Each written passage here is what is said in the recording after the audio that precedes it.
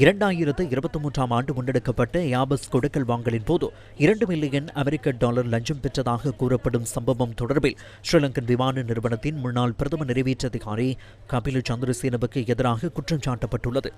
லஞ்ச ஊழல் விசாரணை ஆணைக்குழுவினரினால் கைது செய்யப்பட்டதன் பின்னர் விளக்கமறியலில் வைக்கப்பட்ட கபில சந்திரசேன கொழும்பு பிரதம நீதிவான் நீதிமன்றத்தினால் 5 லட்சம் ரூபாய் பெறுமதியான ரொக்கப்பணியிலும் தலா 100 லட்சம் ரூபாய் பெறுமதியான 3 சரீர பிணைகளிலும் நேற்று முன்தினம் விடுவிக்கப்பட்டார். கபில சந்திரசேன பிணையில் விடுவிக்கப்பட்டதன் பின்னர் முன்னெடுக்கப்பட்ட விசாரணைகளில் தலா 100 லட்சம் ரூபாய் பெறுமதியான 2 சரீர பிணைகளை வழங்குவதற்காக தலா 15,000 ரூபாய் பணம் செலுத்தப்பட்டு இருவர் வாடகைக்கு அமர்த்தப்பட்டுள்ளமை வெளிக்கொணரப்பட்டுள்ளது.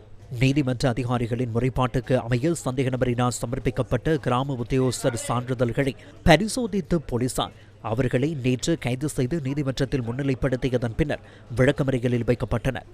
பிணைச் சட்டத்தின் பிரகாரம் தேவைப்படும் சந்தர்ப்பத்தில் சந்தேக நபர்களை நீதிமன்றத்தில் முன்னிலைப்படுத்த பிணையாளர்களுக்கு முடியாது எனவும் சந்தேக நபருக்கும் பிணையாளர்களுக்கும் இடையில் எந்தவித தொடர்பும் இல்லை எனவும் லஞ்ச ஊழல் விசாரணை ஆணைக்குழுவின் அதிகாரிகள் நீதிமன்றத்திற்கு அறிவித்தனர். பிணை நிபந்தனைகளையும் நீதிமன்ற நம்பிக்கையையும் மீறியுள்ள சந்தேக நபரின் பிணையை ரத்து செய்து ஊழல் எதிர்ப்பு சட்டத்தின் கீழ் வழக்கு நிறைவடையும் வரையில் அவரை விளக்கமறியலில் வைக்குமாறு ஆணைக்குழு கோரிக்கை விடுத்தது. இதன்போது சந்தேக நபரை கைது செய்து நீதிமன்றத்தில் ஆஜர்படுத்துமாறு கொழும்பு பிரதம நீதிவான் அசங்கேஸ் போதரகம உத்தரவிட்டதுடன் பிடியாணை உத்தரவை உடனடியாக நடைமுறைப்படுத்துமாறும் அறிவித்தார். இதேபோல யாபஸ் கொடுக்கல் வாங்கலில் லஞ்சம் பெற்றுக் கொண்டமை தொடர்பில் முன்னாள் ஜனாதிபதி மஹிந்த ராஜபக்ச, முன்னாள் விமான சேவைகள் அமைச்சர் பிரியங்கர ஜாரத்ன, வேலி கமகி ஆகிய மூவரும் எதிர்வரும் 12ஆம் தேதி லஞ்ச ஊழல் விசாரணை ஆணைக்குழுவுக்கு அழைக்கப்பட்டுள்ளனர்.